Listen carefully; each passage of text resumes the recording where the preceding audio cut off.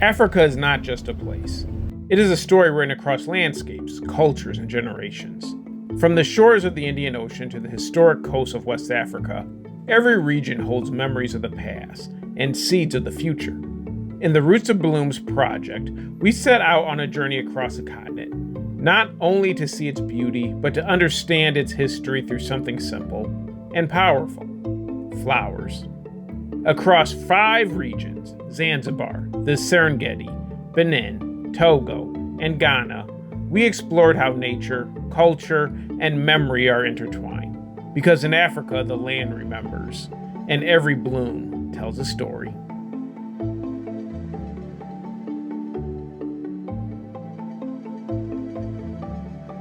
Our journey begins on the island of Zanzibar, floating just off the coast of Tanzania in the Indian Ocean. For centuries, this island has been a crossroads of civilizations, African, Arab, Indian, and European cultures all meeting here. Zanzibar was one of the most important trading posts in the trans-Sahara slave trade. From here, enslaved Africans were sold and transported across the Middle East and India. While many associate slavery with Europe and the Atlantic, this site reminds us that the exploitation of African lives extended far beyond, forming part of a global system of trade, power, and human suffering. Okay guys, so we are in Zanzibar. We're actually in Stone Town, and we're about to go to Prison Island. So we're about to get on one of these boats with our team. Now we're here because we're checking out the history of the trans-Sahara slave trade, and this area, Stone Town, was a major port where a lot of slaves were sold to places like India, the Ottoman Empire, and the Middle East. We're going to do a floral installation a little bit later. Okay guys, it's Keelan. You call me Captain Keelan, as we're on our speedboat heading to Prison Island. You can see the entire crew behind me, our whole Southside Blooms team. So we're going over there. Way down there's Prison Island, and we're about to get a nice tour of that. That's the thing. Imagine being these open seas as slave. You're on a boat. You're headed to India. You're headed to these distant places. Imagine how scary that would be. But today, fortunately, we're not in that situation. But we are here to honor those who were. Walking through the narrow streets of Stone Town, history feels alive. Coral stone buildings, carved wooden doors, and the scent of spices drifting through the air. Zanzibar is known as the Spice Island. Cloves, cinnamon, nutmeg, cardamom. But beyond their flavor, these plants carry history, shaping trade routes, economies, and livelihoods for generations. Here, flowers and spices grow side by side, reminding us that nature has always been deeply connected to human life. This is the foundation. So with these, we can kind of like maybe flow out.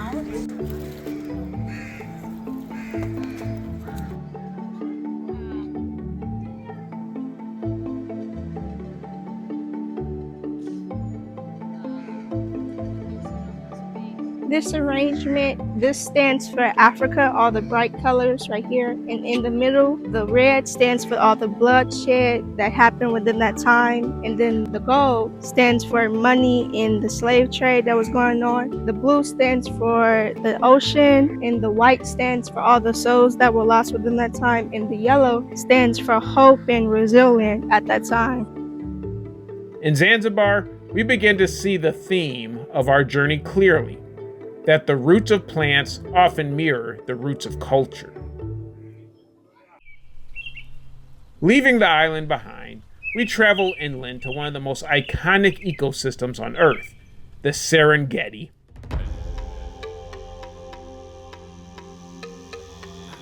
Known around the world for its massive wildlife migrations, the Serengeti is often celebrated for its animals. But if you slow down and look closer, another story emerges. Beneath the vast savanna grasses, small wildflowers bloom quietly across the plains. These delicate plants support insects, nourish soil, and sustain the larger ecosystem around them. From the towering acacia trees to the smallest petals in the grass, the Serengeti is not just wilderness. It is a living garden. And like all gardens, balance is everything. Each flower, each plant, each creature plays a role in sustaining life across this landscape. Even in its most vulnerable moments, this balance continues. Here, a zebra brings new life into the world, taking its first breath in the open plains. Within minutes, it must learn to stand, to move, to survive. Because in the Serengeti, life does not wait. This fragile beginning is part of a much larger cycle, one where birth, growth, and survival are deeply intertwined with the land itself. Okay guys, this is Keelan here. We are seeing a lot of really cool wildlife. Behind me, you can see a herd of wildebeest. Man, this has been quite the experience. Really looking forward to seeing some more big game this afternoon. Our youth, their minds are blown, man. This ain't the Southside of Chicago, I'll tell you that. I mean, just so much wildlife out here. We are definitely looking forward to, we're gonna have some nice conversations, some reflective conversations with our youth this evening, and we're gonna keep this party rolling. Okay guys, so we're now in the central Serengeti here in Tanzania, and we're in the middle of a wildebeest migration pattern. So there's wildebeest as far as the eye can see. If you look, you see wildebeest everywhere. So they're migratory species, similar to the zebra. We saw some lions, hyenas, so the predators are definitely trailing this migration. Pretty crazy looking at all this. The Serengeti reminds us that nature's beauty is not accidental. It is the result of millions of connections working together.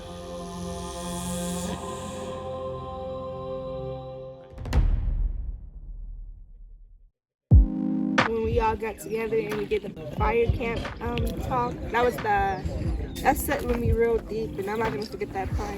I really like that, how we were talking about the opportunities and how this is the one life, one in a lifetime thing, and that not many people are able to experience such things. So it really set with me, and I enjoyed that we talked about all the prompts that we had. Because of this trip, in this moment, it makes me want to travel more. And I'm not saying like go out the country, just like in Chicago, I would want to see more of the woods. I've always been a type of nature type of person, but I'm a bit bashful. But now it's just really getting me out my comfort zone in a good way. So I'm gonna travel a lot because of this, and I want to see more new things basically. I just love nature and all the different trees. More like it's more open and not scared. Like we were driving past animals, even when we were really close. Like they were just chill. Even when the buffalo was walking around, everyone was just chill. Like this is their home type, you know. And everyone is just so free, and it makes me want to be more open and not scared of these animals. Like they're just like us in a way. I mean, of course they're colored, but they're just like us. I remember when we was doing the Indian wedding, and I was like, I never expected to be at an Indian wedding. And I remember someone telling me that flowers could take you a long way. And now seeing that I'm in Africa doing the flowers, it just really proves that flowers does take you a long way. Our journey continues westward to Benin, a country where culture, spirituality, and nature are deeply connected. The history of the Kingdom of Dahomey reveals a more complex side of the slave trade. This powerful West African nation built much of its economy around capturing and selling enslaved Africans. Through raids on rival communities, Dahomey supplied captives to European traders along the coast. It's a difficult truth, but one that shows how the slave trade involved not only external forces, but also internal dynamics within Africa itself. Okay guys, we are just outside of Cotonou in Benin. We're actually on our way to a stilt village. It's actually one of the largest stilt villages, if not the largest stilt village in Africa. We're going out here because this historically is where people would run away from slavery and hide. So you can see it's like the Mississippi Delta out here. You know, you're just deep waters, reeds everywhere, but there's also a lot of fishing. So, you know, our guide just told us that they have fishing farms out here. They catch tilapia as well as catfish. So yeah, we're really excited to explore a little bit more of the culture. We can't wait to get to the stilted village to check it out. Really excited. Our youth are in quite the experience here. We got Shauna and Melina back there. So, you know, we're all having the time of our life right now in West Africa. So we're coming up on the stilted village. So about 50,000 people live in this stilted village. They have a hotel, they have a hospital, It's a full functioning city. They get their drinking water from a pipe that goes all the way back to the beach on the mainland. So you can see here, let's get a little closer. You can see kind of like all the stilted houses there, the stilted buildings on the horizon. So yeah, we're gonna go check it out. He joked that this is African Venice. So we're in Africa's Venice, right here, stilted Venice. Our guy just told us that in this area, I'm saying, how you doing? That historically, I guess what happened is there's a tribe that was being attacked by rival tribes that wanted to enslave them. So they went out here, and there's like little islands, so little islands like that, and they started taking refuge here and building homes.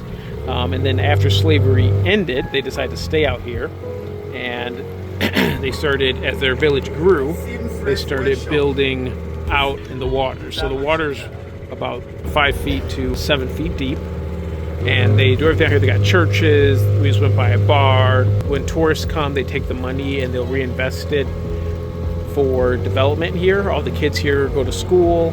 Our guide said that kids can go to school for free. They have free public education. So, yeah, this is a full-on community. Really, really cool. Okay, guys, check this out. Here, those are construction materials that they will use to build. It's bamboo, so it's a big old shipment bamboo. They'll use to build their fisheries as well as construction material. We're going by a Relay Pass. Really, really cool stuff out here. Okay guys, check it out. We got a flower farm. This is Stilted Village. Look at this. They're growing seasonal flowers out here in the water. Look at that, seasonal cut flowers.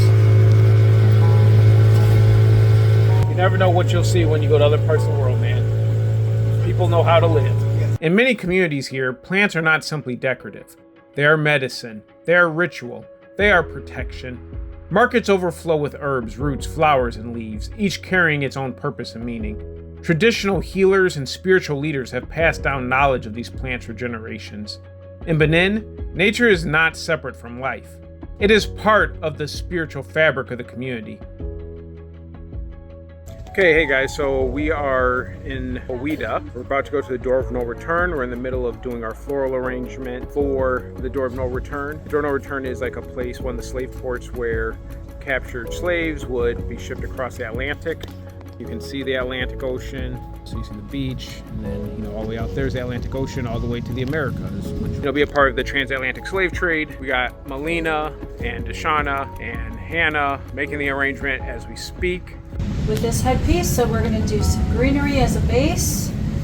We have some really cool like bamboo, and these tropical pieces we're actually going to cut.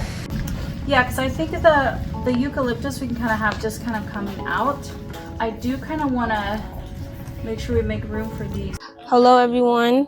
We made this floral hair piece, and we have red roses that represents power. We incorporated white moms that represents the souls that were lost. We also have white roses that represents victory. And we have a bunch of tropical pieces we incorporated, which there lived a lot around tropical pieces. We had the powerful woman that had a very big impact on the slave trades. So we kind of just incorporated each piece to talk about what they were around and how they got here, and everything that just incorporated the big slave trade and the pain and suffering they went through, but also just to show how powerful the women were. And yeah, so yeah.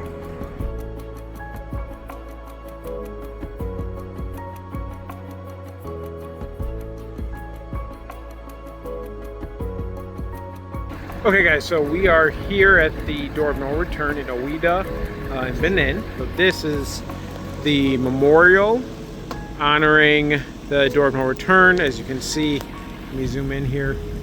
You can see they got chained slaves. They're headed to a ship, and that is supposed to symbolize all the different enslaved Africans that came here and then never returned as they went to the Americas. So our guide told us that first it was the Portuguese Then later the Danish, the Dutch, and then the French, who primarily participated in the slave trade here. And it wasn't just enslaved Africans from Benin, but all over this West African region, as different tribes would essentially enslave each other, capture each other, and then sell them here. The other thing that's interesting is if you look over here to my right, they have a memorial of the last slave ship that went out. Let me zoom in. So here you have a representation of a slave ship that these enslaved Africans would have boarded and, been held as cargo until they made it to, the other side of the Atlantic. So now we're about to do our flowers here, but yeah, this is a very poignant history. Feel very grateful to be here, walking on the land of our ancestors. During the piece of the arrangement, I like the meaning of it. It's where red, they wore red and white. Red standing for power, white standing for victory and stuff like that. And I could go back in time to see how they did things. I wonder how I will feel about it, basically. They built it because they didn't want to forget about what happened in the past, which is a good thing. I heard that they rebuilt this not too long ago, and now it's bigger, but I also want to pay respects to it. So I'm glad that I was able to do this piece. We used the bamboo. I like the way it swirls up, and we had so many different ideas for it, where we was like, oh, it's a bit too heavy, so we might use it as a sword. We had basically a lot of deep meanings for each flower, but we just went with this, and it came out really nice. I enjoyed that. Even if you have the same recipes for different things, each piece can come out slightly different or way different. When we first arrived, when the tour guide was telling us about the history and how a lot of the slaves, they had them packed into this one room. He said the darkened room. There was no windows or anywhere they can get any air, and then they will all have to come out and be in the chain line. They'll have to come all the way out here to the ship. So they'll be in there for weeks. So kind of just coming out and actually stepping out the van after hearing that made me feel for them, because just imagine being into a dark room for weeks and then chained, and you have to walk in a line coming from where we were getting off the bus, walking all the way up there. That is a far walk. So I kind of just kind of hit me. I would definitely say getting with the tour guide, telling us the story, kind of really piece it together, with the power and all the colors and how we incorporate it to be one big message. It kind of just all put it together. When we were first doing it, it kind of didn't hit me because I didn't know much of the story, but now it kind of shows you how powerful this piece is. It happened so long ago, but it still happened. Someone as young as me, this trip overall just taught me a lot, because I know a lot of this history, or just certain in Africa itself, it isn't taught in school. We kind of learn the basics. So it kind of just makes me feel for them, and I would say more happy that things have changed overall. And we're now here able to make this arrangement to still show our respects. Through flowers and herbs, people connect with ancestors, healing practices, and cultural identity. And once again, we see how deeply the natural world shapes human history. Just next door lies Togo, a country where community resilience is visible in everyday life. In gardens, along roadsides, and within neighborhoods, plants and flowers grow in unexpected places. In 1833, the British Empire officially abolished slavery. But just 2 years later, this house, known as a Wood House, was built by Scottish enslaver John Henry Wood.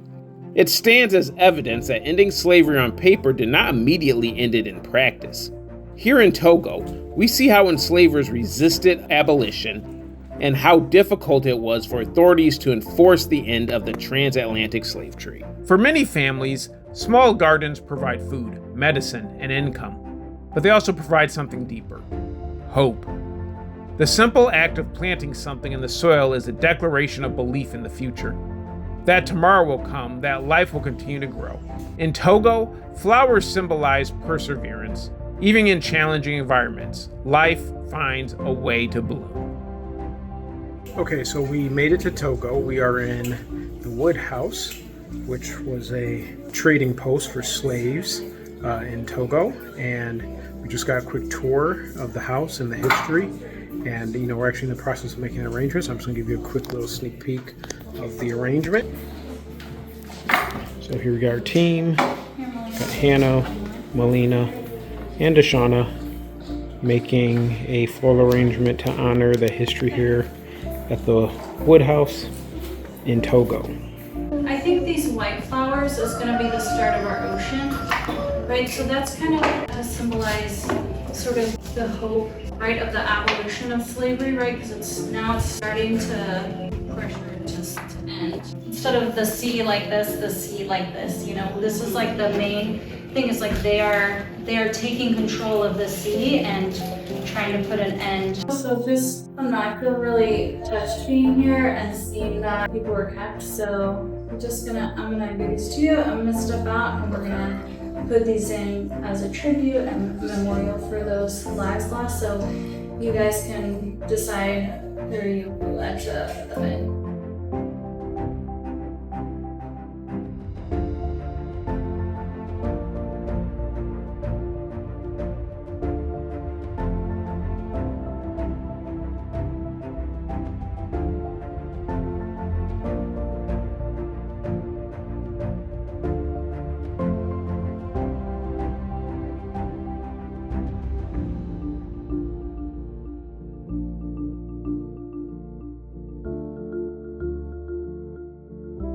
So what we felt inspired to do with this really beautiful arrangement, because the space in which we are right now, as narrated to us by the curator and guide, served as the living quarters for the enslavers, for the slave masters. So they lived upstairs above ground, whereas the enslaved Africans were placed in the dungeons underground, away from sight, out of sound, and in complete obscurity.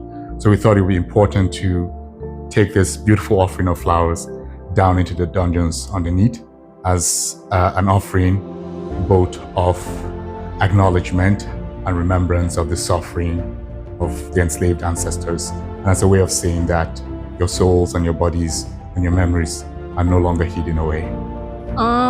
This probably is probably my favorite floral piece, mostly because we had so many tall pieces and all the different tropical flowers. It just really brings out the beauty of it, even though when getting a tour and learning the history about all the sad and how the slaves had been basically impacted into this one, they were in like underground and there's just no window, no air, no light, no anything. So I guess this floral piece was just really brings the joyful part of it, you know, and it's really good to pay our respects and leave that piece down there to know that they are seen and no longer hidden.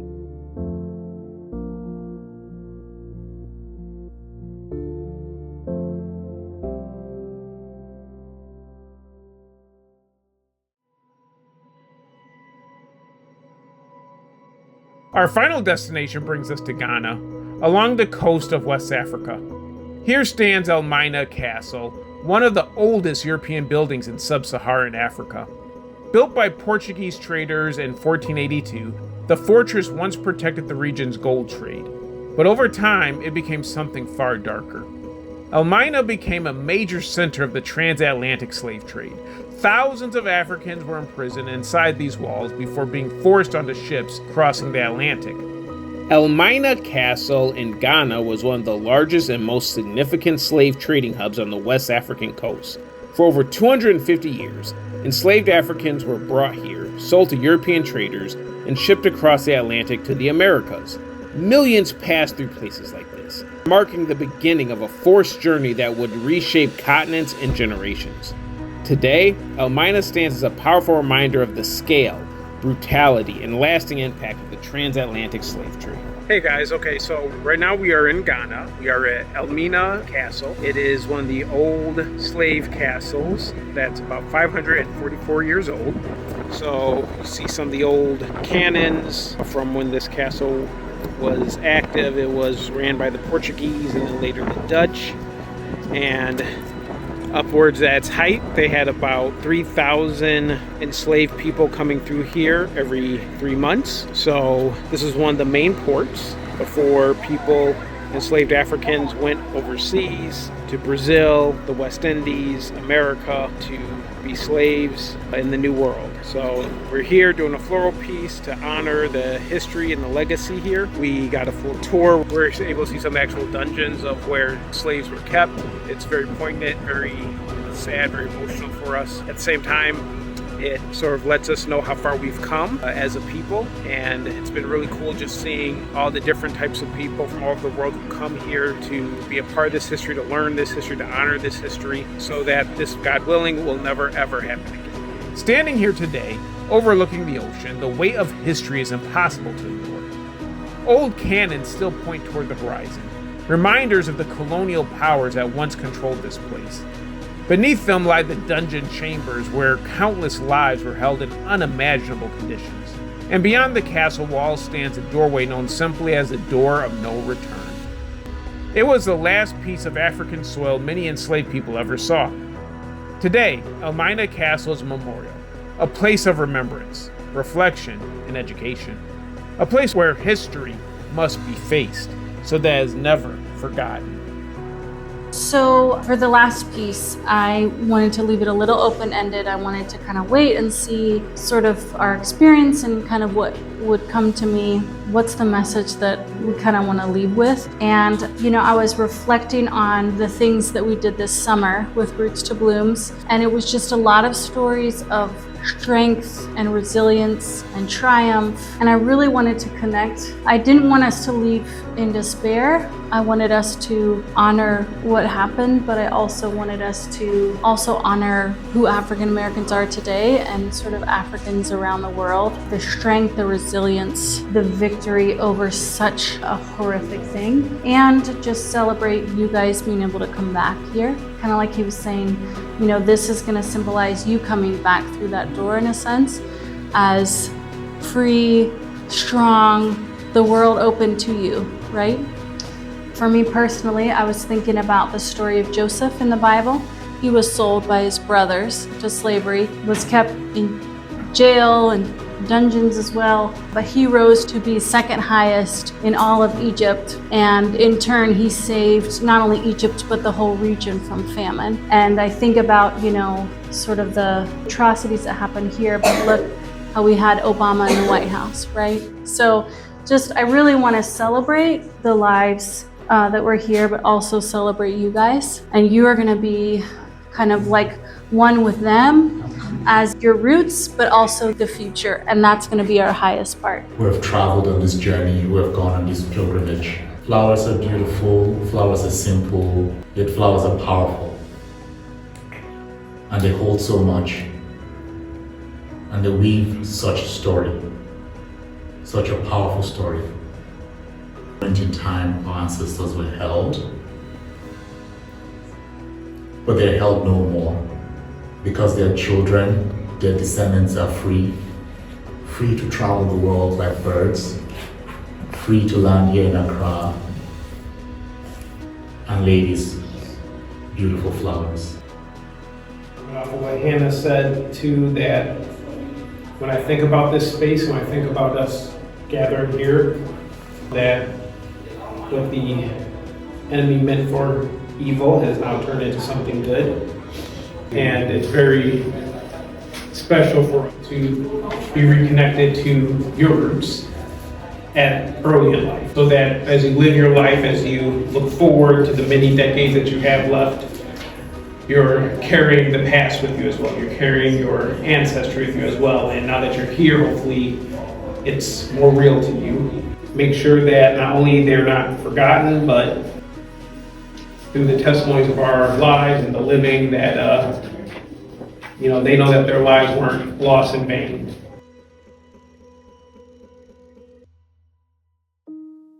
Across this journey, one theme continues to emerge: the connection between roots and blooms. Roots represent history, the stories buried deep beneath the surface. Blooms represent growth, the possibilities that emerge when we understand where we come from. From the spices of Zanzibar, to the ecosystems of the Serengeti, to the spiritual traditions of Benin, to the resilience of communities in Togo, and the powerful historical memory of Ghana, Africa teaches us that the past is never truly gone. It lives in landscapes, in traditions, and sometimes even in flowers. Because when we remember our roots, the future has a chance to bloom.